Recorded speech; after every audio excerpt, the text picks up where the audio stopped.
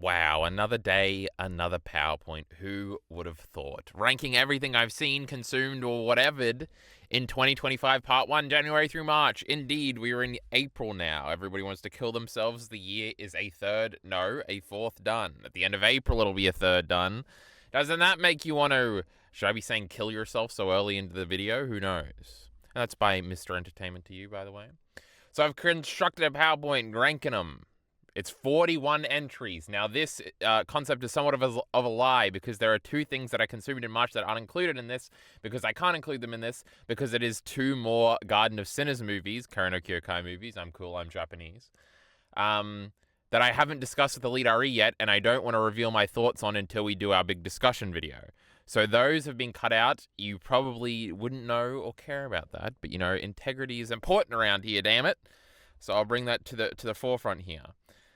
I think these are ranked to the best of my abilities. There's some things where I'm like, you know, maybe this, maybe that. I think it does get interesting towards the end. I think if you watch most of these videos or are a stream viewer, you would know generally what's going to be at the top, what's going to be at the bottom, etc., etc.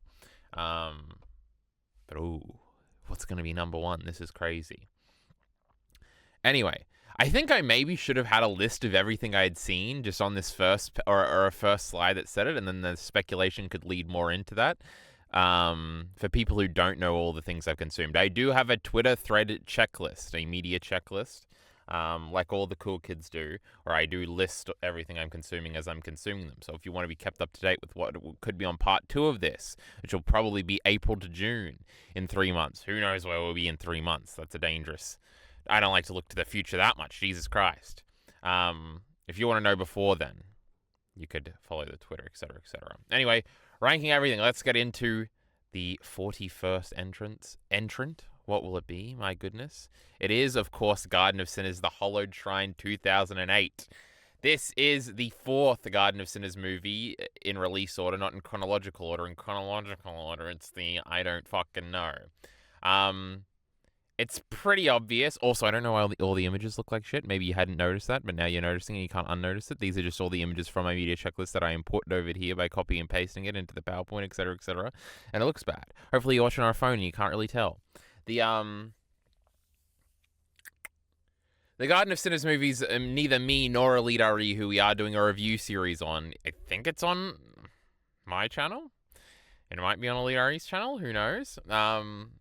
And by Elite RE, I mean Ordinary RE. We didn't like Garden of Sinners, and that's why the bottom 4 here are all the Garden of Sinners movies. Spoiler alert. I'm also going to try and be brief with this. I don't want this to be the longest video of all time. This is the one where she's in the hospital, and then she meets the redhead girl, and then she fights a zombie-looking dude at the end. It's like 40 minutes, I think.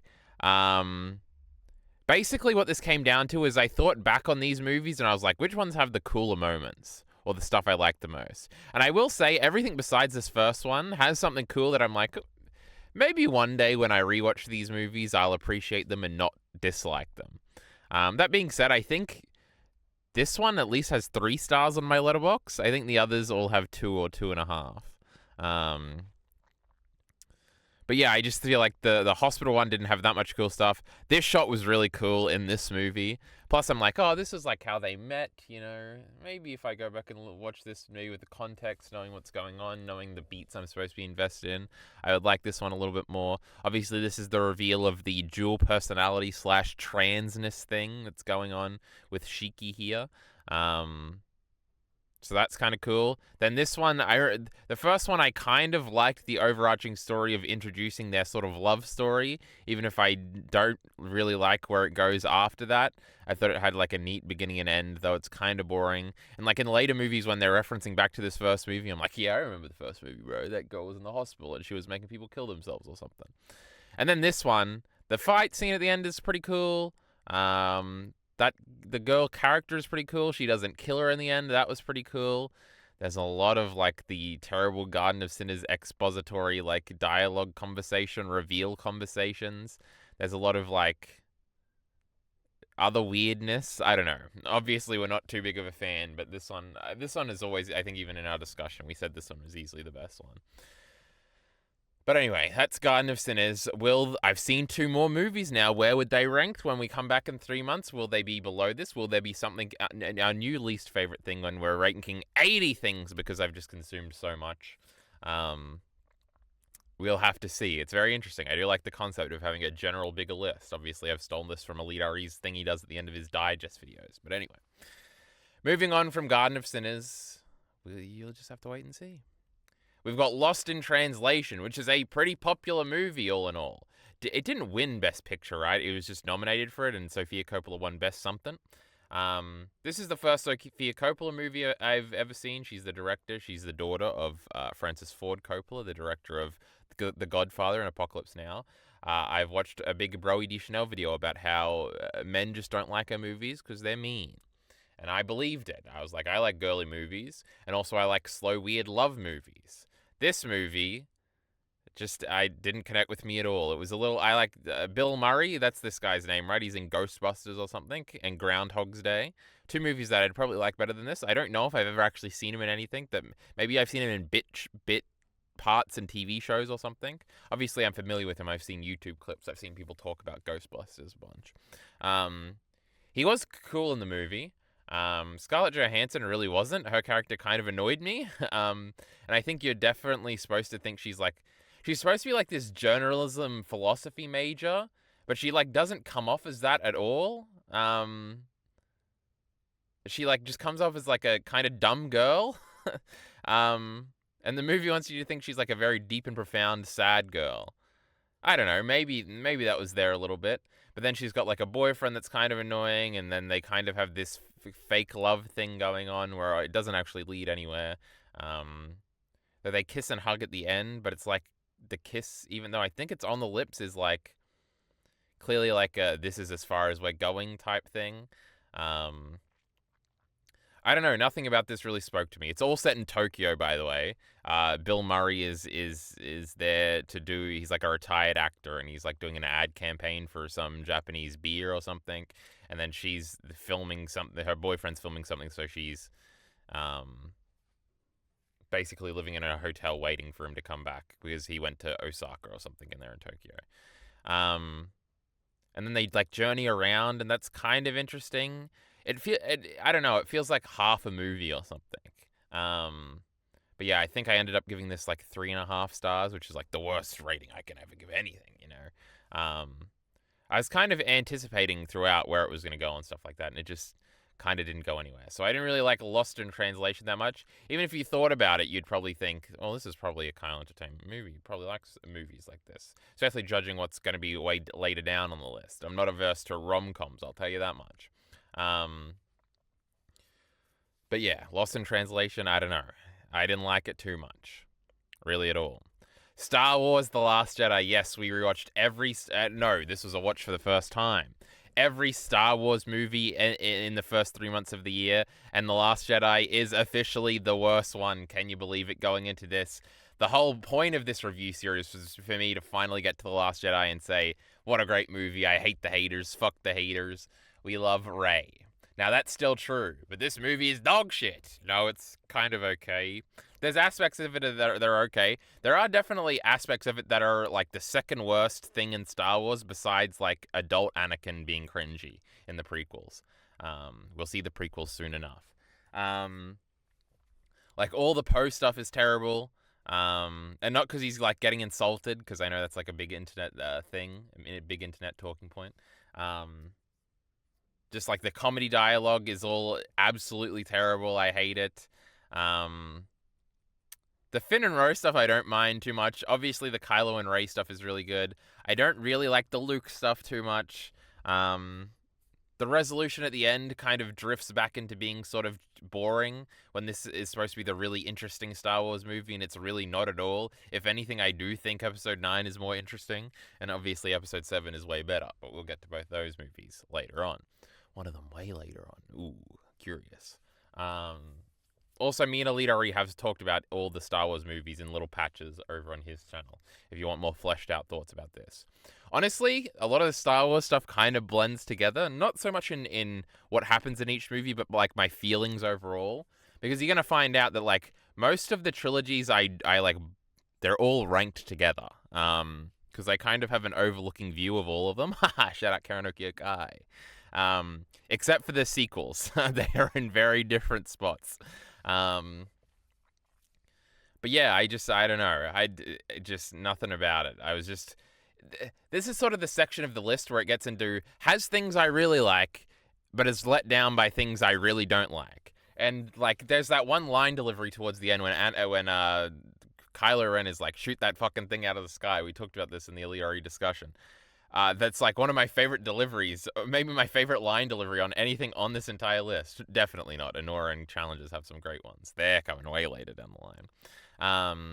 But it's so good and so cool, and I like it. But yeah, it's not bad because it's subversive. I guess it's bad because it's not subversive, and everybody's lying that it is. Though it's a little bit subversive, whatever. It's a messy movie. I swear we talked about this movie for 2 hours. So if you want any fleshed out thoughts, you'll have to head over there.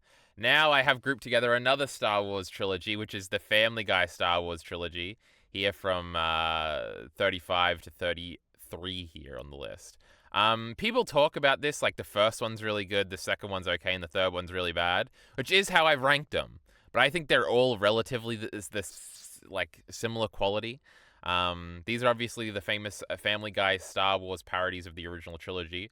I'd been because you know how the internet is, or how any sorts of shorts program app you have, whether it's TikTok, YouTube Shorts, Instagram Reels, or whatever. You just get a Family Guy clip here and there. And over the years, I watched many Try Not to Laugh, Tyrone Magnus, etc., Family Guy, whatever the fucks. And it's like, man, I remember watching Family Guy before I went to school, like every day. I wonder what Family Guy episodes are like. So with the armed of like 5 years of just watching clips, I was interested to go back and see how do we even get to all of these cutaways in the episodes? How is a Family Guy episode structured? Now, obviously, these are probably not the best examples of it. Nice drink. But it was interesting at least. Don't spoil Attack of the Clones being next. It was interesting nonetheless. I do think like the cutaways feel more disconnected in this one, which is the Return of the Jedi one. Is that the fucking name of that shitty movie? Revenge of the Jedi? Revenge of the Sith. Return of the Jedi, I think it is. And the first one is probably the strongest. They do repeat jokes. Not all the jokes land, which obviously in the clip compilations, usually it's the best Family Guy jokes and they're all landing. Like, I think the opening title crawl for all of these is kind of cringy and, like, not that funny. And that's obviously how each one of them open. But throughout, it was relatively funny. It's definitely entertaining. The most entertaining bit is like, who's going to play the characters? Because obviously it's the Family Guy characters playing the Star Wars characters. And it is very interesting to see how, and it's like, they do kind of fit, and there is kind of a parallel between these two characters, and it does lend well to jokes. But yeah, I don't know.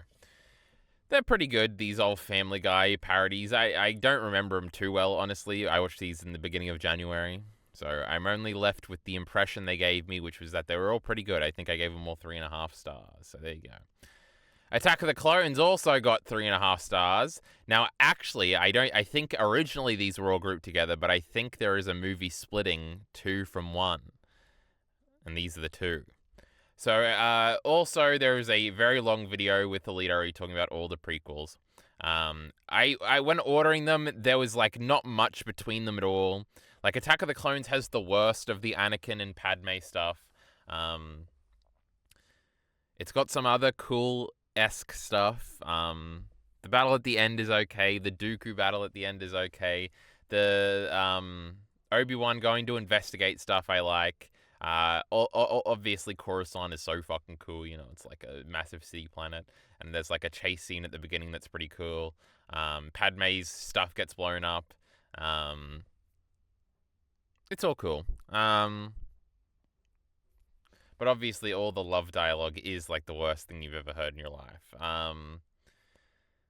And it does cut it down a lot. And there's also a bunch of decisions, and there's like the underlining cucking the prequel's entire life thing that like none of it feels like it fits in Star Wars at all. There's the Jedi being annoying and stupid. There's a bunch of other things that are like relatively annoying. Obviously, at the end, seeing like Yoda pull up with stormtroopers is kind of crazy and kind of cool. There's a bunch of stuff like that. There's also the teasing that Dooku is going to be an interesting character, only for him to not really be. And then he's just killed off quickly at the next one. A bunch of the prequels is like, oh, cool thing, lots of disappointment at execution. Cool thing, okay, whatever. And then cool thing, really cool, it's not going anywhere though. And then, oh, cool thing, but it doesn't really fit. Anyway, I like it more than most people, I think. Phantom Menace, I really like Qui-Gon Jinn. This was a funny thing that we did in the review where I thought he was really cool. He's sort of like this rogue Jedi, kind of. Obi-Wan is super annoying in this movie. This fight at the end is boring and terrible. I don't know why anybody likes it. That the song plays or something. I still don't even know the song. Darth Maul is like not even a character. It's very funny. They wait behind screens in the final battle.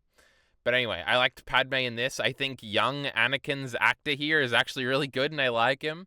I think the pod race is fine. I know everybody likes that, but Elite RE hates it, so I'm sort of... My Overton window is being driven in either direction, so me saying it's fine is like a hot take here. From both directions, this is crazy. What else happens in this movie? Oh, his mother dies in this one. That was tragic. The mother being introduced and they just have to leave her behind. That's tragic too. Can you believe it? The great Watto, everybody's favorite Star Wars character. There's other stuff too, I think. The Padme stuff, the Jar Jar stuff isn't that bad. Jar Jar's fine, except he's not sometimes. But all that Naboo stuff is okay. The ending is very funny, where it's just like the Naboo guy holding something up for some reason. Star Wars is a little fucking stupid sometimes. What can you help? But breaking up these prequels is, of course, Star Wars Rogue One. A movie that I've shit on over the years for being absolutely terrible. And let me tell you something, brother. It lived up to that terrible reputation for about 2/3 of this movie. Then it has the coolest final battle ever on a beach. Yeah, we loved it. This is true. I think all the characters are very boring. I don't like any of them. It's funny. I completely forgot about this guy over here. I think my mouse is being picked up by OBS. Now I'm scared that I'm not even recording. Oh my god, I'm recording, chat. This is okay. All right. Sometimes you just gotta be scared. You just gotta double check. This robot was annoying. The bad guy was okay. Jyn Erso has never said a line in her life, I don't think. This guy died, Lamau. This guy was okay, I guess. I didn't like the blind guy. He pissed me off. And Andor over here, I refuse to believe his TV show is good. But then they had the coolest final battle of all time. It's a great action scene. Things are coming in from anywhere. High stakes thing. Every character's dying. They're doing the last thing before they die. They're infiltrating the thingy. They're doing the thingy over here. They're blowing the thingy up. Nobody's coming to help them. Then everybody's coming to help them. And then at the end, they run away from Darth Vader. Well, they don't, but the plans get away and they succeed. And it's like, oh, that was pretty cool. But yeah, it really is a really good final scene. Now, it only brings the movie up to 3.5 stars. But, I expected to dislike it a lot more. But it was pretty cool. So, Rogue One is okay, but we do have shitty Revenge of the Sith in the top spot here. I don't really like this stuff. It truly came down to me, because I think I just accepted that I liked Revenge of the Sith better than these two. Obviously, I really dislike the Padme stuff in this, because she feels like such a boring nothing character after she was one of my favorite prequel characters up until this point. It truly came down to, what is the cooler final fight segment? Is it that beach battle, which is really cool? Or is it fucking, what's that fucking idiot's name? Palpatine throwing Senate things at Yoda. And I was like, the Yoda one's way cooler. I love Yoda.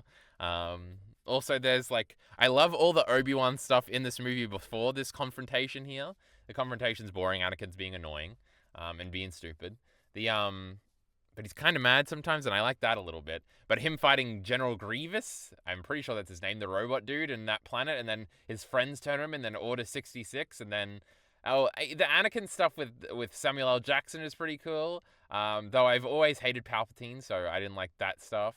And, at the beginning, I feel like something vaguely cool happened. But anyway...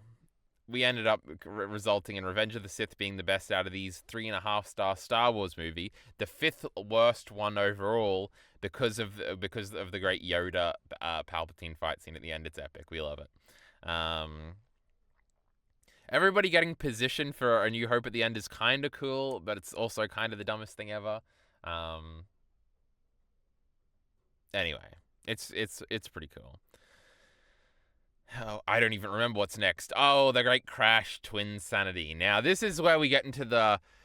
Everybody calm down. I'm sure when I see it or play it again, I'll like it a lot more. Now, we kind of said this with Karaoke Kai, but Crash Twinsanity was pissing me the fuck off. The controls in this game suck.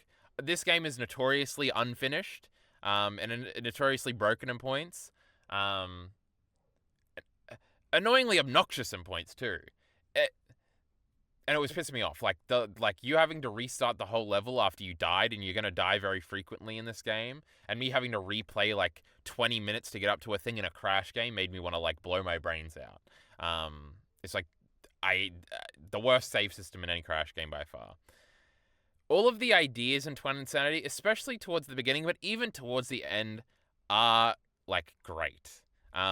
It's kind of like deconstructing Crash at the beginning, where it's like it puts you in this like open area at the beginning. You're like, oh my god, there's never been like an open area in a Crash game. This is crazy. I'm going around on this beach and doing everything, and it's a beach again, so it's mirroring like the first game. And then like to proceed after you do the fun stuff in that little first area.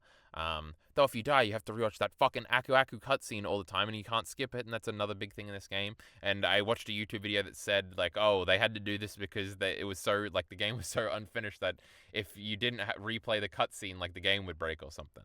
Anyway,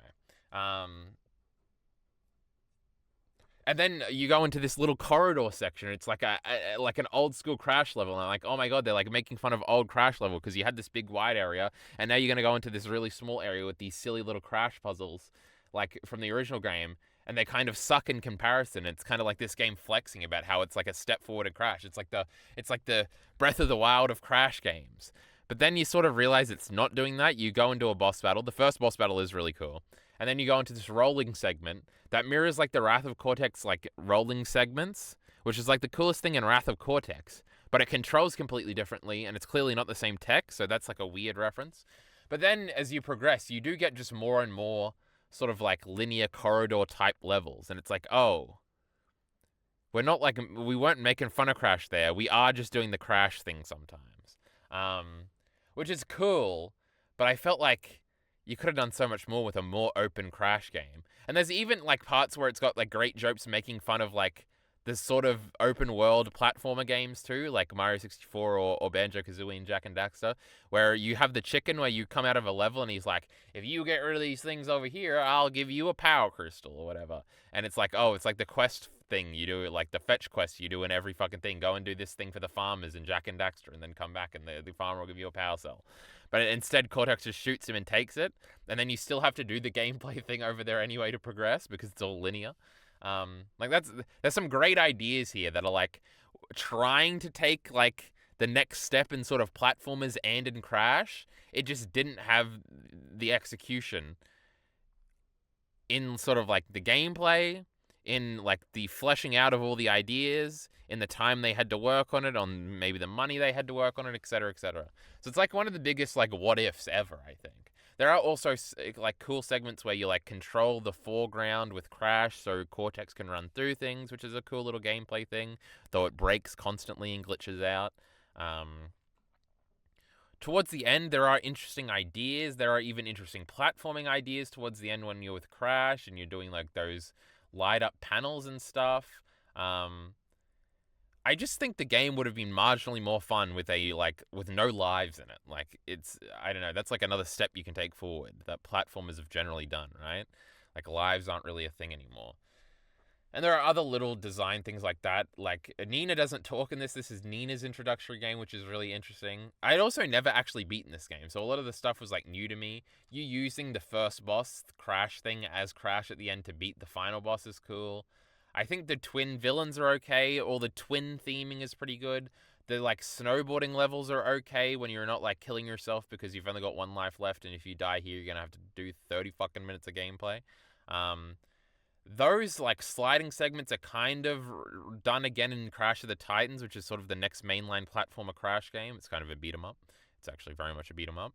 but they are done so much well there. And this game, and I haven't even replayed. Well, I actually did replay Crash of the Titans more recently. Crash of the Titans is historically my favorite Crash game, and it like makes me so appreciative of Crash of the Titans, of how like polished that game is, and how like long that game is, where it's like 20 fully fleshed out levels with like, I think it is 20 controllable mutant characters and built-in multiplayer, and like this fleshed out story that's probably better than this game's one with Nina and stuff like that. And like it even does like the sliding that this game tries to do better. Now, I've started playing Crash Tag Team Racing, and it's funny because some of the voice lines in that are also reused in Crash of the Titans, especially when Crash dies. So it's also interesting where it like borrowed stuff from that. But I know Crash Tag Team Racing and Crash of the Titans are both made by Radical into Mind Over Mutants 2, whereas Twinsanity was a different studio that was made specifically for this game, and then I think folded after this game. But Crash Twinsanity is a very interesting, like every Crash fan could play it. A lot of people do really like it. I think on a second playthrough, I would probably be better at the early game, and therefore I would have more lives, and it wouldn't be as frustrating towards the later game. And I would probably like it a lot more if I could appreciate it. I was also, people say that this game was like 4 hours long, so I was like constantly in the mood for it to be done immediately, just because I wanted to put it on the checklist and move on. And it was not that. It was like easily like a 10-hour game for me, I think. It is also, people talk about games being unfinished, and usually they're talking about like it doesn't run well or there's lots of glitches, which this game does have. But there is also like big areas where you're like, there's definitely supposed to be something here that they just didn't have time to do, or things are like too spread out, and like clearly like this idea would be setting up for this thing, but then it doesn't happen. And also this game has like a lot of like archiving of the cut content and stuff like that. So that's sort of been proven true in retrospect. So it's very interesting. It's not like Scarlet and Violet unfinished, where it's just like, it looks like shit, it glitches all the time, the shit doesn't load properly. It's got that, but other stuff too. So it's very interesting. Because that's obviously something people say about games all the time. It's unfinished. Look at this shit. But this was like the first time I was like, this is unfinished.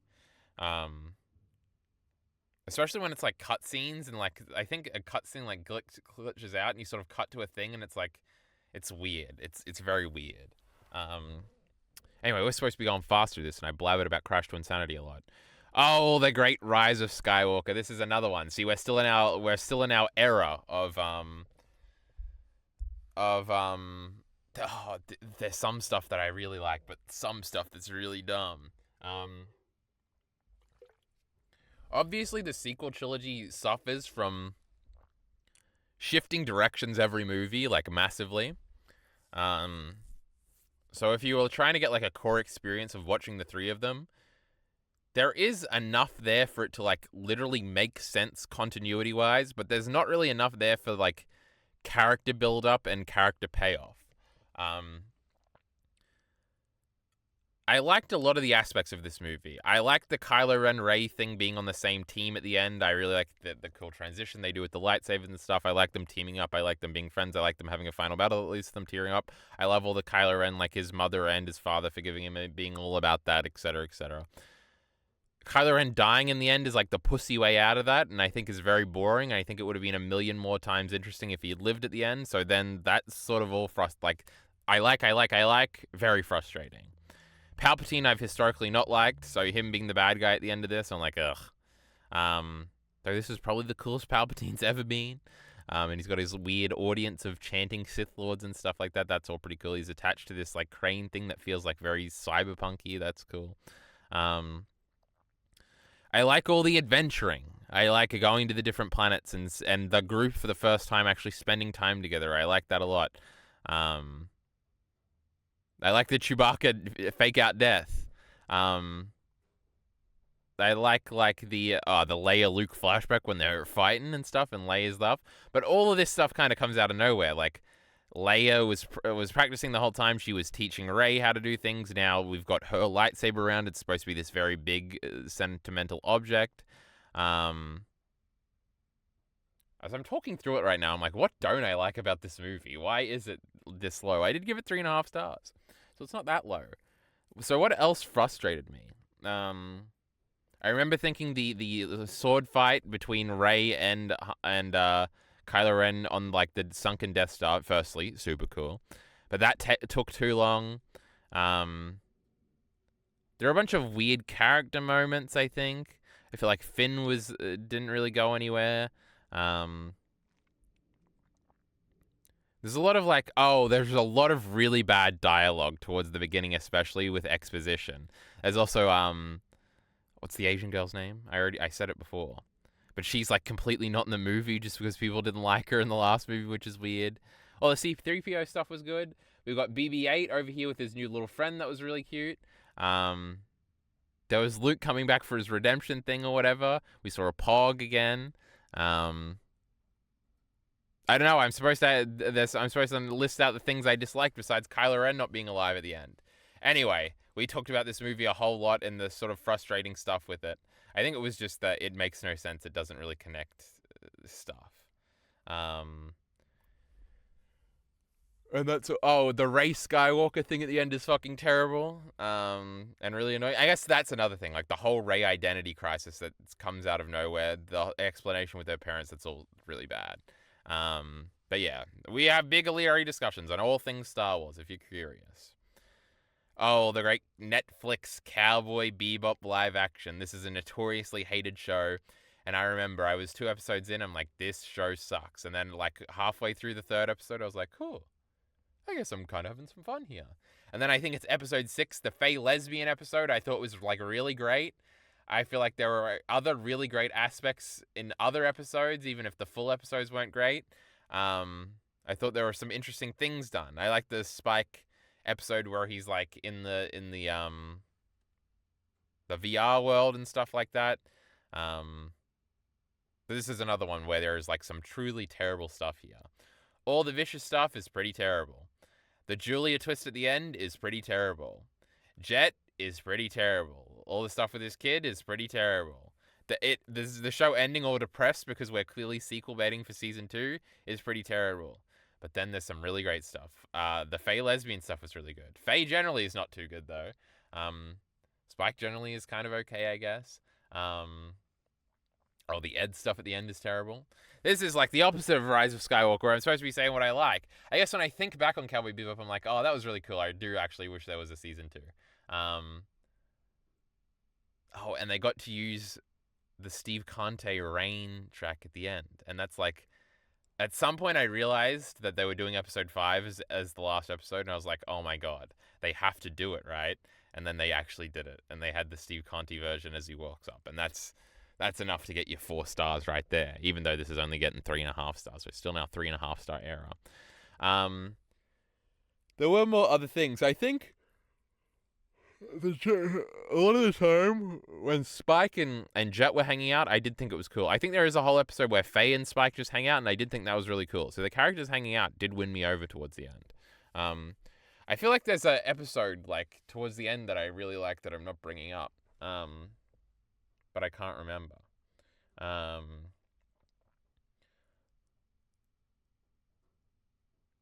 Because there's the Spike flashback episode that I thought was pretty good. Like how brutal he is and him going in and fucking up that whole place, etc., etc. I also did a whole video on this one too. There is the Cowboy Bebop got its own PowerPoint where I flesh out my thoughts about it a lot more better. I guess a lot of this is directing you to other videos, huh? But anyway, I like it a lot more than most people.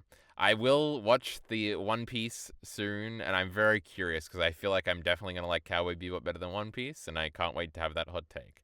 Though every time I go into something looking to have a hot take, like with shitty The Last Jedi, my integrity comes to the fore, and I must say, this shit is terrible.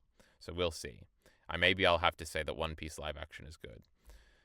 Anyway, next up we got Crash Team Racing. If you thought we're in our hot take era, our hot girl, hot summer, hot take era right now, because Crash Team Racing is regarded as some people as the greatest kart racer of all time. And let me just flesh out the hot take by going to 24 and saying Crash Nitro Kart is fucking better. I don't like kart races. Let me preface this with this. I don't think they're that fun. I don't really like party games as a concept usually. I like versus multiplayer games that are like I would love to battle somebody in Pokemon, say. Or I would love to like do a Yu-Gi-Oh! Caps and Monsters Coliseum duel where we both have our own memory cards, where we're experts at the game. But like Smash Brothers, Mario Kart, like they can be fun for like half an hour, but after that I'm like, please, I don't want to do this anymore. Like if I'm playing a multiplayer game, I would rather do like a trivia game or something, or something like that, rather than like a kart race or a fighter or something like that. Now obviously I played all this solo. I just think the racing is probably better in Crash Team Racing. Crash Nitro Kart is like an exceptionally pretty PS2 game, and it's a relatively early PS2 game too. It's 2003, so it's 3 years in. But like the cutscenes in this are way better than this one. The story is way better. Not that that matters for much. The characters and the tracks look way better. And I feel like once you get the hang of it, the racing, like when you start, like the first race in Crash Nitro Kart, especially coming off Crash Team Tag Team Racing, I'm like, oh my god, this is slow. But like that dissipates by like the second track. You can't even remember Crash Team Racing. And I think just the tracks are better. They're obviously longer. They're more interesting to look at. Like I feel like it's just the visual flair that won me over with Nitro Kart, where I'm like, well, I'm kart racing here, and it's kind of whatever. I lost. Let me play this one again, and you beat it after like 2 tries. And then it's like, oh, but at least it was pretty to look at, and look at this. Also, like the warp worlds are way better in Nitro Kart, I think. So I just think presentationally it like outdoes this game. Now obviously like everybody likes this one better, so I'm assuming the racing is better in this one, which I do agree with for the feel. But I'm not too big of a fan of either one of these games, to be honest. They would both... Hey! Stop spoiling the next one. They would both be like 3.5, maybe 4 stars. No, they're probably 3.5 here. Though I think probably on backlog they might both have 4 stars. I don't know. But yeah, Crash Nitro Kart. My hottest take might be that Crash Tag Team Racing is the best one, because I'm playing that game and having a lot more fun with it. So anyway, that's my Crash... kart racer hot takes, I guess. There are more fleshed out opinions here. I would just have to probably revisit the games a little bit. Because I do remember having more fleshed out thoughts on it as I was playing it and realizing that I thought Nitro Kart was better. I guess if you want to clutch onto this, I do have more nostalgic memories for Nitro Kart because I didn't have Crash Tag Team Racing as a kid, though that's technically not true because by the time I was buying these games with my like Easter money, I was like 12, so I guess that was still when I was a kid, but when I was like 7 I had Nitro Kart. So anyway, next up, we're still in our era of things that have stuff that I really like but stuff that frustrate me. We've got Many Saints of Newark. I also did a whole PowerPoint about this. It's basically split in two of like when the old characters are in the movie, I want to kill myself. They are absolutely terrible, like Silvio or Paulie or Pussy, and especially like Johnny Soprano, I really didn't like in this. I pointed that out in my PowerPoint a lot. Junior was okay. Livia was okay. I liked how it tried to like be a sequel in some sense to some stuff. I talked about this in the other video with like the Livia stuff and trying to like cap off that character a little bit. That being said, all the stuff that was like original, I really did like. So everything to do with this character, I forget her name, but her and Dickie's like stuff is really good. I do like that a lot. The way it resolves, like her having a moment of honesty and being like murdered for it, and like that's so Sopranos to me. James Gandolfini's son, whose name I nearly remembered just now, Michael Gandolfini, I think. He does really good. The one scene that Carmela is in is terrible. I hated that she was even there. Why? Oh, and them repeating the sisters cunt joke twice. Oh, everything when they try to reference the original show is so fucking terrible. But when they did their own thing, it was actually pretty good. I liked the African American characters, the black characters. It did feel like that wasn't as fleshed out as it could have been. And I do think the ending with Dickie is kind of interesting. I have a whole fleshed out thing. So yeah, I think this is only as high as it is because the image was this girl, and I was like, her stuff is really good in the movie. I liked it. I was very invested in this character. So that was good.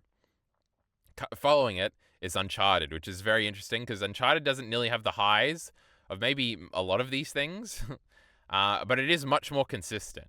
Like, my favorite moment in this movie is the Nolan North cameo. I think it is, like, one of the greatest cameos I've ever seen. It's not, like, groundbreaking or anything. I just really like the way they handled it and how it's, like, such a direct shout-out, and it's, like, long, where he's like, oh, something like that happened to me once, and there's, like, a long shot of, like, that's the real guy right there. We're soying out because we're video game players right now. Fuck Tom Holland. Outside of that, it doesn't... Like, people always complain about this duo on screen here, how Mark Wahlberg is, like, nothing like Sully, and Tom Holland is a little like Nate, I guess, maybe, but he's really just being Tom Holland. I don't really mind them at all. I think they're pretty good together, independent of that. They aren't really the characters, but I don't know if I need them to be. But then Chloe's around, and she kind of is the character, or a believable younger version of that, and I liked all the Chloe and Nate stuff in this, though it doesn't really have a payoff, weirdly. And also, again, something I've learned. Now, in the year of 2025, the year of our Lord and Savior, we've learned that sci-fi is not terrible, like I've been saying for years, that it could be okay and could be cool. We've also learned that I really like adventure movies, apparently, because they do some adventuring here, and I'm like, oh, it's so cool, just like in the Return of the Jedi, or not Return of the Jedi, what the fuck is that movie name? Rise of Skywalker. And it is the best in episode 8 and stuff, and episode 7 even, when we're journeying around to different places, and even in some Star Wars, another Star Wars movie that's coming up. Oh my god, I've watched all the Star Wars movies. There's one really bad one everybody hates that I haven't mentioned yet. Oh my god, where is it going to pop up? Oh my god, they have a lot of adventuring in that one. It's epic.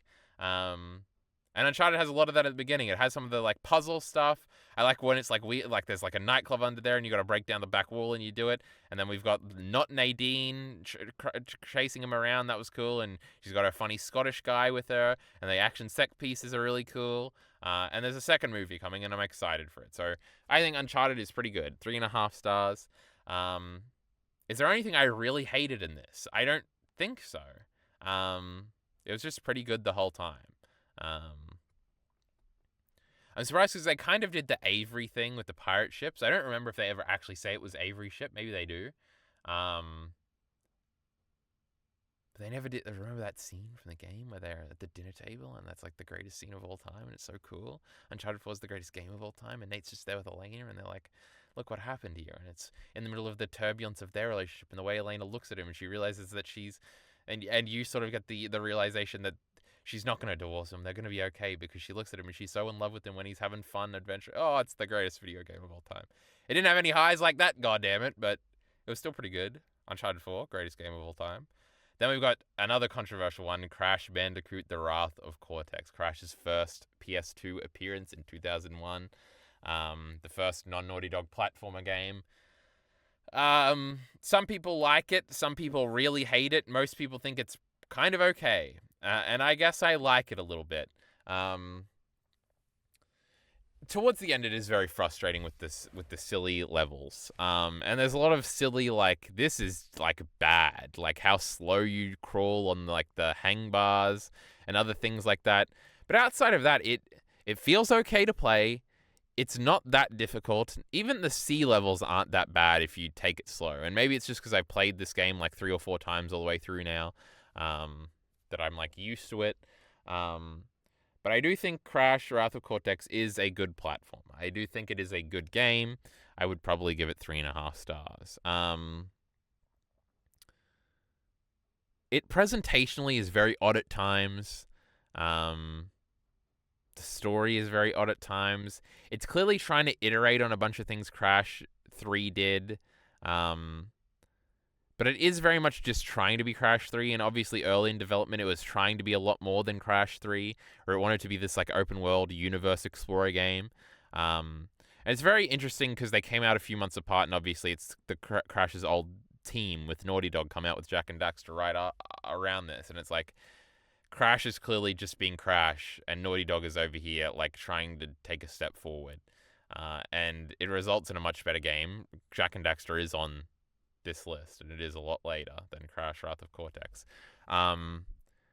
And in that context of like innovation, it is like, oh, Crash 4 is just like, it's almost a step back in a sense. Like does it even look better than the original games? It certainly has PS2 graphics that would be more sellable at the time, but in retrospect, does it really look that much better?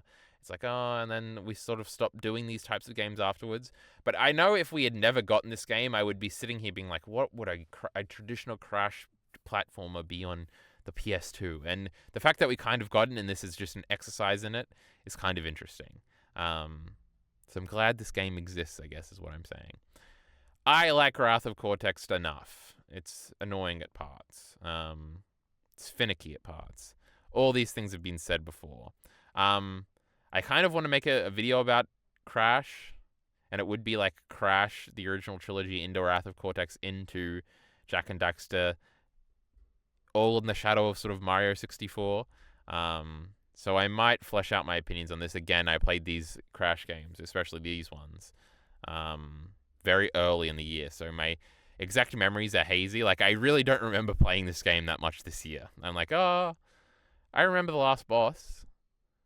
Like, do I have memories of playing, like, the second warp room? Kind of. But yeah, I don't know. I've played it a lot of times. Things sort of meld together.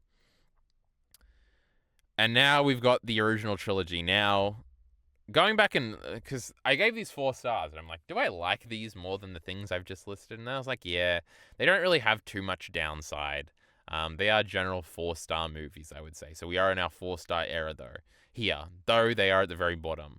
So the order I've gone with is A New Hope into Return of the Jedi into The Empire Strikes Back. I think this is most people's. They might swap these two. Everybody really likes Empire. Though, when I think about it, I'm like, what do I even like about Empire that's, like, better than these other ones? And it's like, I don't really like the training stuff. Sky City kind of disappointed me this time. I think the climax is really good, because Sky City, like, famously, because I'd only watched these movies once before this. That was, like, my favorite part. And then I was like, oh, they're not even there for that long, and, you know, not much happens there, and et cetera. But it was pretty good, I guess. The beginning stuff is really cool on the snow planet. But anyway, it's probably just like the pacing and the lack of Palpatine that probably puts this one ahead. I do really like this one, though. I do like how long they're on the Ewok planet for. That it's really just like Jabba stuff, Ewok stuff. The Jabba stuff is pretty cool too. A New Hope, I know a lot of people like this one. Some people try to say it's the best one. Elite Ari rewatching, because again, we have a big video talking about all 3 of these movies. Elite Ari tried to say it was bad. You know, he said it was terrible. The scenes didn't even connect together. Can you believe it? I don't know. When they're on the Death Star, that part of this is really cool. I don't know what splits these 3, honestly. They all just sort of are together in quality and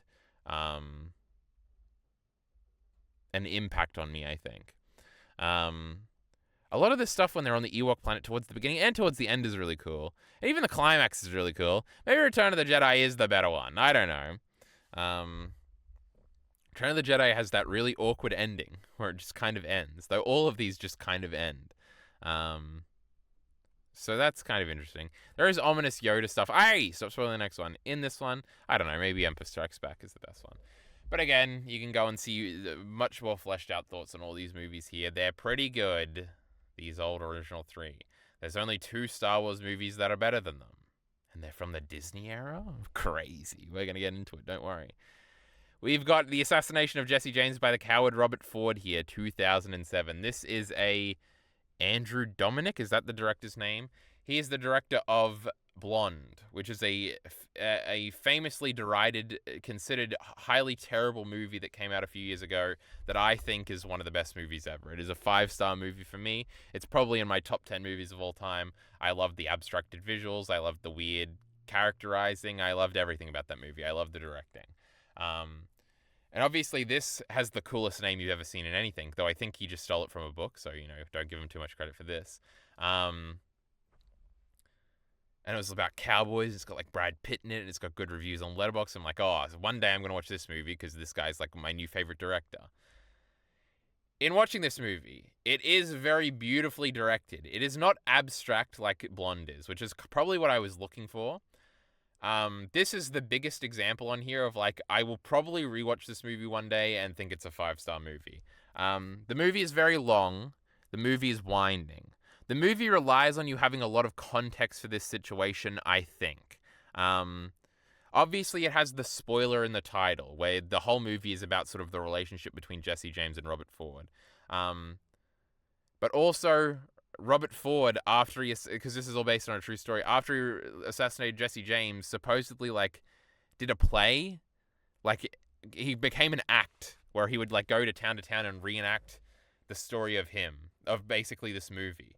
And this movie is sort of a adaptation of that, and there's obviously a lot of meta stuff going on there that I just didn't know going in, because I didn't, like, I know Jesse James is like a name and he's like a cowboy guy, and I'm assuming Robert Ford is, that's kind of a name I know. So I knew it was like kind of based on a true story and stuff like that, but I didn't know that, like, you're supposed to know that's coming. And there's a moment in the movie where the assassination happens, where Jesse James like dusts off a painting, and it's treated very dramatically in the scene, which lets you know, oh, the assassination's coming now. Which I thought, I just took on face value of, like, they're kind of being overly obvious with this, but it's like a creative choice. But it's like the famous line from the play, and part of it is that I only realized this afterwards, is that it's overly dramatic because it's overly dramatic in the play and it's doing some cool meta thing. But I didn't realize this until later. So now if I was to go back and rewatch the movie and get to that point, I think I'd be like, oh, this iconic moment is coming on and it's a very interesting take on it, and I salute this and think it's really cool. So there's definitely a miscommunication of me going in that I didn't really... This is, like, supposed to be a famous story that everybody's supposed to have context for, that I really didn't have context for, outside of the very broad strokes. And I think the movie would be better in retrospect with it. It's another sort of winding, like, novel-ish movie where it's like, and then this character over here, and then they have a resolution, and then this leads to this. It feels very much like it could be a book.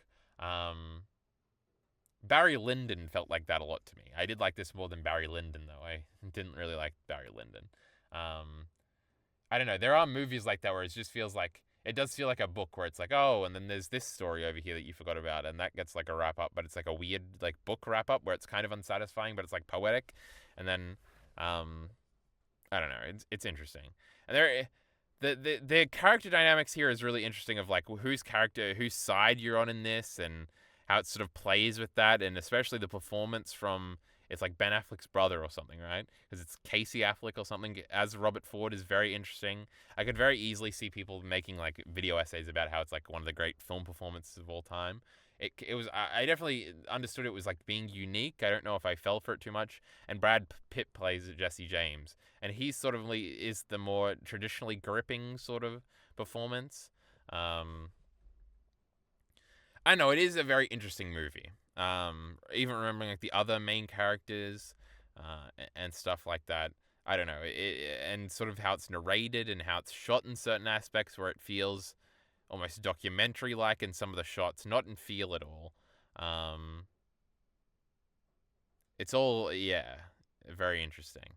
A lot to be considered, a lot to be pondered about on a second viewing, I think. So, it is a tertiary. I gave it 4 stars because I appreciated it. We'll rewatch in a few years or something. It's funny because we got She's Funny That Way coming up next. Now, this is a movie by Peter something. He famously plays Dr. Melfi's therapist in The Sopranos, and he also did that interview with David Chase that's pretty popular. He's also like kind of a pretty famous movie director. Well, most of his movies came out in like the 60s and 70s. Obviously, this is 2014 here. This is like a wacky rom-com situational comedy where like there's a bunch of different characters that all interconnect like through massive coincidences and all end up in the same spot at the end, and it never takes itself too seriously, and it sort of is a character piece because the main girl is this girl here who's like a prostitute who gets money from this guy and then becomes an actress, but then she applies to be an actress on this dude's like play, and it's like framed through her doing an interview later on, and then like she's like flirting with the other guys and he's getting jealous, but his wife is also working on the movie, and then there's like this other co-star who is played by Ralph Fiennes. No, that's Voldemort. It's Ralph something. Otto Hightower / the Lizard from Spider-Man. He's the actor, and he's like this weird hippie guy, and it's really funny and interesting to see him in that sort of role, and he's like trying to get with his wife, and it's just all interconnected. It is like on the nose crazy funniness. And then there's like this therapist character, and then there's this old dude that like is in love with the prostitute, and he's really wacky, and he's trying to like kill himself or something. It kind of reminds me of like the old guy from Nosferatu that we'll get to. And then there's a PI investigating, which is one of the dude's sons, and then something, and then he's like, "You're dating a prostitute," and then it's like a big reveal, and it's a screwball sort of comedy thingy. I remember not being too into it in like the beginning, and then really getting into it later. I like the rom-com stuff. I like the wacky comedy stuff. It's kind of in the vein of like Love Actually, where it's like a bunch of desperate characters that sort of interconnect. No, they much more interconnect in this. And I appreciate it. This is another movie I will rewatch someday, and I think I'll gain a greater appreciation of. Though I already appreciate it quite a bit. It's a 4-star movie. We liked it a lot. She's funny that way. It's a funny title, too. We're in the era of good titles here, huh? Are we going to keep that up? When Harry Met Sally is a great title. I was honestly going through which one I was going to place higher. When Harry Met Sally is one of the most famous rom-coms of all time. That is undermined at the very end in my viewing experience by being one of the most famous rom-coms of all time, because the climax of this movie is Harry over here giving a speech to Sally, where it's the speech and it's been parodied in everything, where he just like, the whole movie he's been very standoffish, and he's like very neggy, he doesn't give compliments, and at the end he's giving this big breathless speech about how much he loves the way she does this, and he loves the way it's that speech. And I didn't realize that it was that speech until the speech was happening. And then all I could think about is how this is kind of corny and I don't like this speech. And it's that thing from this million other things. And there's probably a Family Guy parody and a Simpsons parody going off in my head. And it's like, oh, this is the climax of the movie. I was liking the movie. And it's not the movie's fault at all. Obviously, its own ubiquity has gotten in its way of my initial viewing. But outside of that, also Carrie Fisher from Star Wars fame is like the side character in this. She's like this girl's best friend who ends up getting with this guy's best friend. It's crazy. There's a lot of situational romance things in here. There's obviously a lot to be said about like divorce in here. And it feels a little bit more grown up than most other rom-coms, I guess.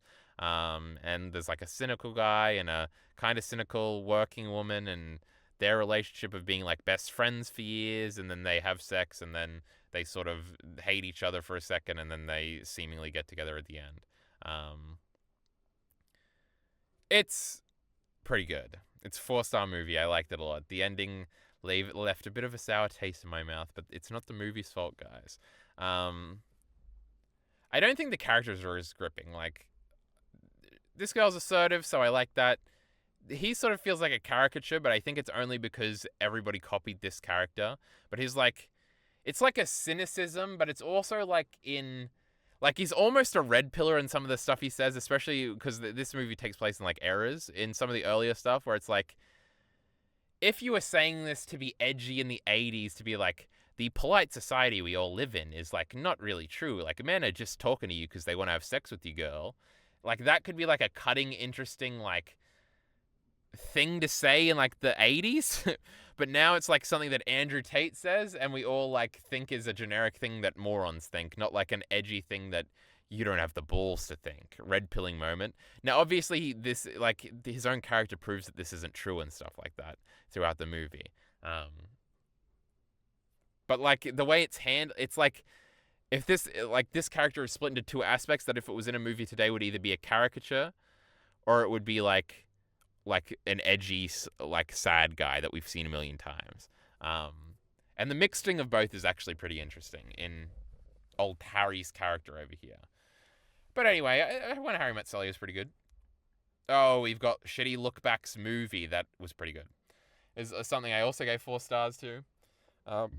I literally watched it right after reading Look Back, which obviously the Look Back manga has not appeared yet. Will it be the very next one? No, I probably would have scanned forward and spoiled it if it was. Look Back was fine. It didn't annoy me in any sort of way. I just prefer the manga, and I don't really know what else to say.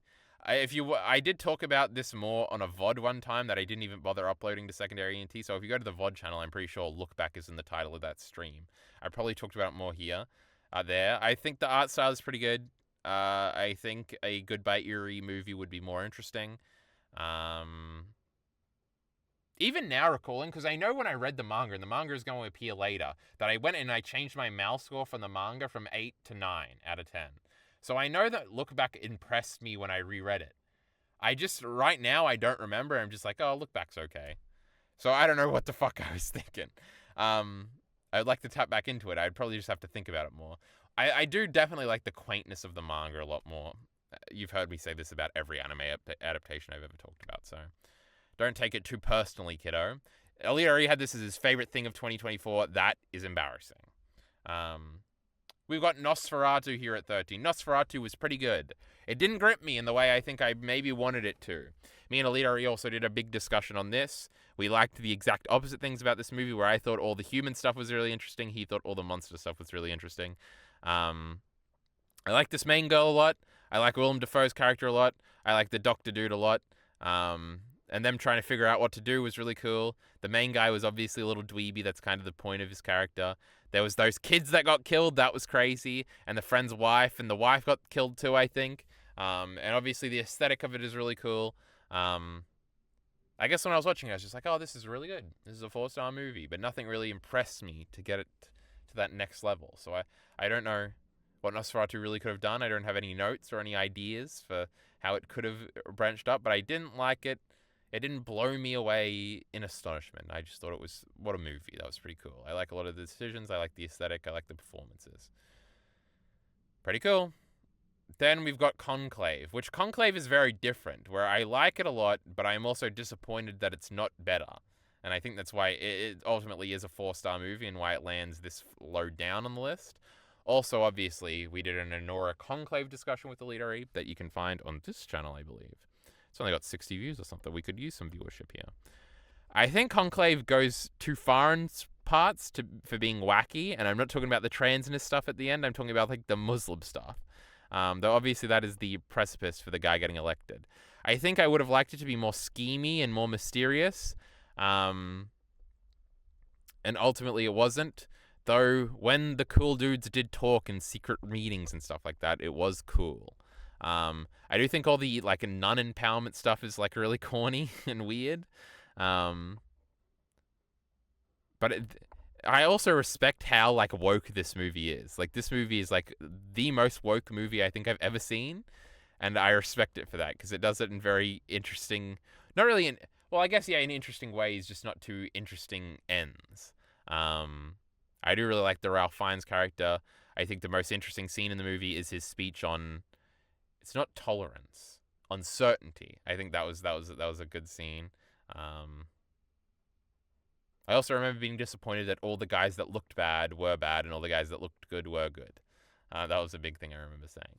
But anyway, we talked about Conclave rather recently. There's other places where you can check out my thoughts on that. Donald Duck going quackers. I think it's supposed to be quackers, and I've only got quacker here, which means it only says quacker, I think, on my media checklist, which makes me very angry. There would be a typo there. Or maybe I just didn't copy this properly. This is like a Crash clone, and it's very interesting because it's one of the only games, I think, that ever tried to be a Crash clone. And obviously it's got the Donald Duck trappings, which are really cool. I like DuckTales, so I like the Beagle Boys, and I nearly said Madoka Magica. Magica the Dispel, I think is her name, and all those characters. I liked it decently enough at the time. I actually did 100% this game. I did all the time trials and stuff like that. It did frustrate me towards the end because it did get pretty difficult. And I did realize that all the 2D levels were really hard and all the 3D levels were really easy in this game. And I realized that that's why Corridor 3D platformers really didn't survive, is because they're really easy a lot of the time. And like all of the hardest Crash levels have 2D sections that are the difficult parts. And just like Donald Duck, there are just usually in each world, there's only like 4 worlds. 2 levels will be side-scrolling levels and 2 levels will be corridor platformers. I do think there's a lot of cool like aesthetic choices in this. You're like on the top of rooftops and stuff like that. I do think it does fall short of like all the mainline Crash games. They would all probably, well, I think I would give Crash, this would get 4 stars, Crash 1 would get 4 stars, Crash 2 would get 4 stars, Crash 3 would get 4.5 stars. I do think it is the lesser out of the 4 of those games. I do apparently think it is better than and more interesting than Wrath of Cortex though, which is very funny. There's also the PS1 version of this game, because every version of this game is different. Some are wildly different. There's like a PS2 version of this game that looks hideous to me. I do like the look of this game. I like some of the slightly different ways it handles platforming stuff. Like Donald, you can get 2 hits, and when you get a hit, you go on sort of a rage mode and stuff like that. And there's like the milkshakes and the little toys you can get in every level and stuff like that. Mostly, so I like this game, but it's more in the absence of this game that I've thought that game was like kind of fun to control, and like just for fun, like if I wanted to unwind for like 10 minutes, I might just load up a level and run around as Donald Duck. It had good game feel, I guess. And so that's what's kept it up here. I respect it. I think it's interesting as just conceptually as a Crash clone and all that sort of stuff. So I really like this game. Sort of for what it represents almost and how it feels, more so than maybe the game itself. But the game itself, I think, is pretty good, and I would recommend it especially if you're a Crash Bandicoot fan. Disney tried to copy it with Donald Duck one time. That's pretty cool. Oh my goodness, perhaps the biggest hot take on this list besides Crash Team Racing is Solo: A Star Wars Story, my second favorite Star Wars movie of all time, sometimes threatening to be my favorite Star Wars movie of all time. I loved this movie. I talked about it with Elite RE. Go and listen to it there. I love Tobias over here. I think he's really cool. I liked Han Solo and Emilia Clarke. I liked fucking Lando over here. Chewbacca was cool. This girl died at the beginning. I love that characters died. It was crazy. I like the twist at the end. I like the adventuring was so cool. I like all the different planets they go to, all the different missions. This is like my favorite action movie ever. Every action set piece that led to the next one, I was like, this is so cool. Like, this is a movie I like because of the action. They have to unwind from that space monster at the end. It's like the coolest scene ever. They got to fight that dude in his office at the end. It's the coolest scene ever. The train sequence is the coolest scene ever. I even like the Phoebe Waller-Bridge robot that everybody hates and them liberating that fucking outpost. That was really cool. The opening chase scene is pretty cool with when he's with his girlfriend. I liked everything about this movie. I give it 4 stars. I like it better than all these things. It's very funny, huh? We love Solo: A Star Wars Story here. Terrific. It's not the best Star Wars movie, though. Pikachu and Pichu is the short that plays before the 3rd Pokemon movie. It's really cool. It's really cute. Pokemon, especially all these shorts, are really good. I like them a lot. This is a 4-star thing. They run around a city, which you don't see, a very big city, which you don't see in Pokemon a lot. Well, at least fleshed out to this degree. Then they have to save this, like, tire thing. It does slow a little bit in that section, but it's pretty cute, and they're interacting with a bunch of cool and interesting little Pokemon and how they move and stuff. Obviously, whatever there's a movie or a theatrical short, the animation quality goes up massively. It allows, like, funny movements with the Pokemon. It's just really, if you're a big Pokemon fan, these are, like, the coolest things ever. They're all really good. This might be my favorite of the 3, though they're all really good. The Pikachu's Vacation one, the one with the Snorlax in the tree. Oh, it's just epic. Can't wait for the next one. I'm not nearly up to it. I nearly said I was, but I'm not. I've got like a whole season to go. I've sort of fallen off watching Pokemon recently. The original look back, the manga, 2021 here. We've kind of already talked about this. I like the quaintness of the manga. I definitely like the ending. The ending is better in the manga. I like the repeated paneling more than the long shots, I guess. It feels more impactful for whatever reason. I like the black and white aesthetic. What can I say? I'm a manga boy at heart. Look back is cool. I like it. Goodbye Yuri's still better. And so is everything else Fujimoto's ever done that I've seen. So Chainsaw Man and Fire Punch. We love Fire Punch here, but anyway, look back's really good. It's a 9 out of 10. We're into the 3.5 star stuff now. Moving into the 5-star stuff, though we're not up to that yet. Star Wars The Force Awakens, my favorite Star Wars movie. Me and Alita are geeked out over our mutual love for this movie. He even thinks it's one of the best Star Wars movies, though he likes shitty Revenge of the Sith better. Rey is a really great character. She's really likable. Han Solo is really good in this movie. Leia is pretty good, but it's really those 2 characters. Chewbacca is obviously interesting. Finn is pretty good. Poe is pretty good. Their opening stuff is really good. Kylo Ren is very interesting. He gets obviously more interesting in the other movies. Obviously, the journey to Luke at the end. The adventuring is good on the little planets on the Death Star at the end. All the little parallels, I like it all. It's very easy to watch. It's very breezy to watch. It feels like something new. It feels... And in some ways, it also does feel like a sequel to the original trilogy. Whereas, like, the prequels always felt like its own thing. And this obviously alienates the prequels even more because it doesn't feel anything like them and it doesn't reference them at all. It is hard to explain why I like this movie. It just is good. I just would watch it again, like right now. It is great. We love The Force Awakens. Again, Elite RE videos. It's the last time we get to say that. The last time we get to say that about Star Wars here. Number 6, we got Pokemon 3, the movie. This movie's great. I really like it. The Entei movie. I probably still like the Lugia one slightly better, though. I don't know about that. This one's really good. The unknown stuff's really good. This one's really short. It breezes by. There's a lot of battling in this, which is really interesting. Like, the main girl battles Brock, Misty, and Ash all independently. The Ash's mum kidnapping stuff is interesting.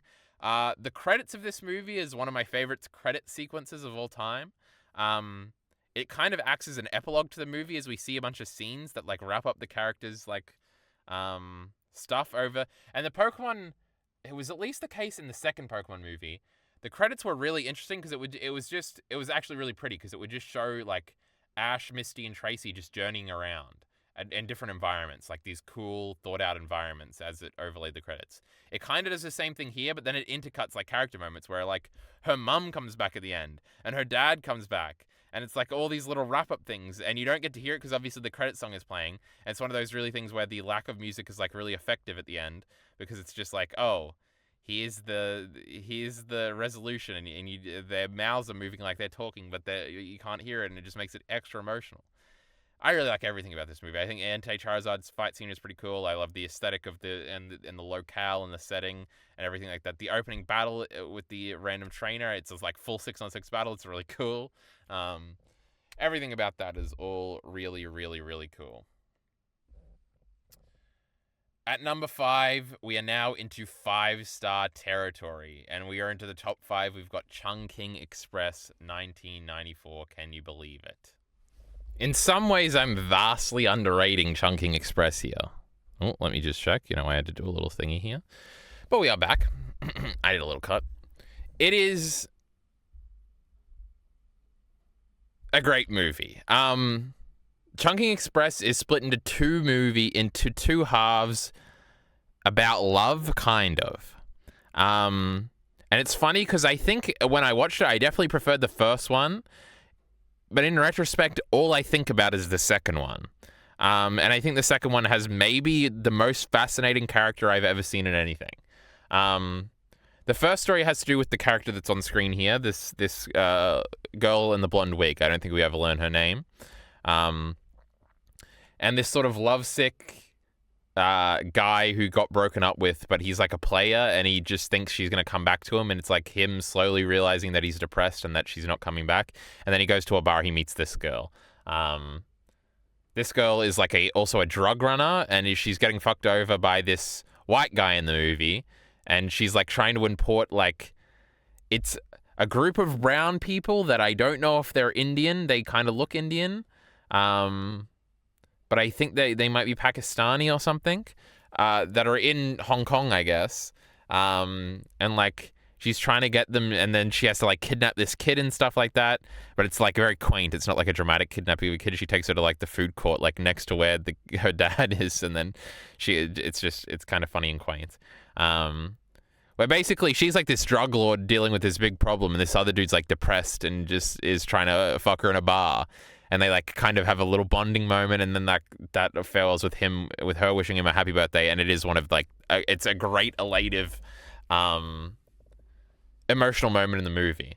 And there's also a bunch of very cool directing. This is by I forget his name, Won Kai-ri, who did In the Mood for Love, and a bunch of other movies that are all very famous. Obviously a very astute director, very good. Everybody loves him. So the directing is really good. There are these very famous shots of like the foreground is in slow motion, but the background is in super fast motion. And there's like a big YouTube video that's titled, "How Did They Do This?" And then it explains how they used a few different cameras or something to do it. So it's the first one is sort of a love story that can't be, it's not really like she's not really interested, but it's like, it leads to something emotionally rewarding anyway. And the movie's got a lot of like longing monologues, and it's really great. It's just really great. Then the second one is like, I think it's like if you were to divide it, like the first one is like 40% of the movie, the second one is 60% of the movie. Now these two stories don't happen side by side. It's literally the first 40% is this one story, and then the second one is this one. And they sort of transition where like the main girl of the first one and the main guy of the first one, the main girl into the first one, like bump into each other accidentally and say sorry and then keep walking. Then it transitions. It's really cool. The second one has the girl Faye in it, who's like a famous pop star or something in Hong Kong, the actress is. And her sort of not relationship with this police officer who just got broken up with too. Who just broke up with like this air stewardess. They had like a fling, and we sort of get flashbacks to that. And she's maybe in love with this guy, but like she works at this thing and she doesn't speak much. Like she's very much like the shy girl archetype, but she's also like crazy in a fun way, but maybe not. And she is like the most fascinating character I've ever seen in anything. Trying to get a read on this character or what she wants or why she acts the way she does and why she does some of the crazy things she does is like one of the most fun exercises I've ever had post a movie. And I think about the character a lot. And obviously like she's very attractive and that like just adds a layer of like, but she has like this short haircut and it's like, why does she even have this job and what is she like? It's just you want to know everything about this character. It's like you're almost in love with her too, but it's like out of curiosity. You have to watch this movie. This is an incredible movie. How it resolves and stuff is interesting. The music in this movie is also one of the key great things about it, where they just play the same song for each individual story. Like they have their own songs. There's like 2 songs in the second one and 1 in the first one. And they just play it repeatedly to the point where this song will forever be synonymous with like the characters in the movie. And like it replicates the feeling you get when you're really into a song where you're like, oh, it's the start of the song again. This is epic. Like when the California Dreaming is one of the songs in the second part. And just every time they would play it, she's playing it so loud as she's doing her job at this little like takeout place. And it's just like, and she's doing a dance and it's like, this is the greatest aesthetic of all time. Like this song is great. This girl is the prettiest girl you've ever seen. She's also crazy mysterious. And she's doing a little weird dance that you've never seen anybody dance like this before. It's like, I need to know everything about this scene. And you kind of do get to know everything about the scene, but you still feel like you know nothing. Like she's constantly breaking into this guy's apartment to like fix it up. And like part of the point is that he's not noticing it because he's so depressed about this other girl. And like, literally, like, his big toy he has is changed for a Garfield plush. And he's, like, playing with it. He's like, man, you got orange. As he's, like, losing it. And he's not even, like, suspicious or anything. And then one time he, like, nearly catches her. And it's like... And then she, like, screams out for him to almost try and get caught. And then hides and then smiles. So it's like... What is this character... Like, is she hiding? It's just the most fascinating thing ever. And this girl's the coolest girl ever. It's like, my goodness. What a collection of women for this movie. The guys are okay too, I guess, but what a collection of, like, 2 of the most interesting, coolest female characters I've ever seen in anything in this one movie. What more can a boy ask for? Especially this boy. Everybody needs to watch Chungking Express. It's, like, the greatest movie ever. But apparently it's only the 4th greatest movie. Is there 3 more? Yeah, it's only the 4th greatest movie on this list. The next one ain't a movie, though. It's Jak and Daxter: The Precursor Legacy. One of the greatest games of all time. At least I thought. I will say I have soured maybe slightly. I would still give it 5 stars. I do think there are some pacing issues towards the end. I think there's some repetitiveness towards the end. And I think some of the quests are a little lacking in the end. You get to that last area and everybody just wants fucking eggs. Precursor orbs, that is. That being said, some of the maybe the greatest feeling character to control ever in games is Jak in this game. Especially, like, it just, like I was talking about with Donald Duck, where I was like, I just want to, like, if I needed to unwind one time, maybe I'd just run around for 10 minutes in this game. Like, The greatest video game comfort food for me that could ever exist is like running around the first like 3 levels in Jak and Daxter and just like twirl jumping. Where you do the front flip and then you jump out, or like any sort of the jumps, and just running around. I want to call it Insanity Beach, but that's not what it's called. Sentinel Beach, is that what it's called? I can't even remember. The first beach level, or just the first village, or the Forbidden Forest, or even Misty Island. Like, these are, I know them like the back of my hand. These are just incredible things, and that really is the appeal of Jak. Like, it's so great. Everything is fleshed out. Everything is so doable. All the characters are interesting. Everything feels so polished. The story's okay. The characters are pretty cool. It all looks really good. It's got a very interesting, very unique aesthetic. I could just run through a bunch of levels and be like, man, this part was great, huh? This part was great, huh? But it is. And like, I really don't know what else to say about Jak and Daxter. I really like this game. Everything everybody says about it is true. It might be the best 3D platform of all time. I know there's a lot of Mario games that people think are very good too. I know a lot of people even like Ratchet and Clank more. I don't even know if you consider those 3D platformers first and foremost. I don't even know if I would consider Jak 2 primarily a 3D platformer, but I've never actually beaten that game, or Jak 3, or The Lost Frontier, or any of those things. Mostly because they're not really like this game. Oh, hey, stop spoiling! That was a big reveal. I hope if you weren't looking, don't tab over and have a look there, right? This is a big reveal, all right, of what the next one is. But anyway, Jak and Daxter is great, especially like for a very early PS1 game to look this good and be this dynamic, and for what a like historic step up it is from Crash 3 to this like open world game with no load screens and stuff like that. It is like a technical feat too that is sort of lost to time because it is very of its time and its technical featness. And Daxter's really cool. Look at him over there. He's a funny guy. Jak and Daxter is great. It's one of my. It's supposed to be in my top 10 games of all time. It's supposed to be in the top 5, I think. It's probably in the back half of the top 10 right now. But yeah, it's a great game. I've played it like 17 times now. I've 100%ed it like 3 times, I think. So it's got to be good.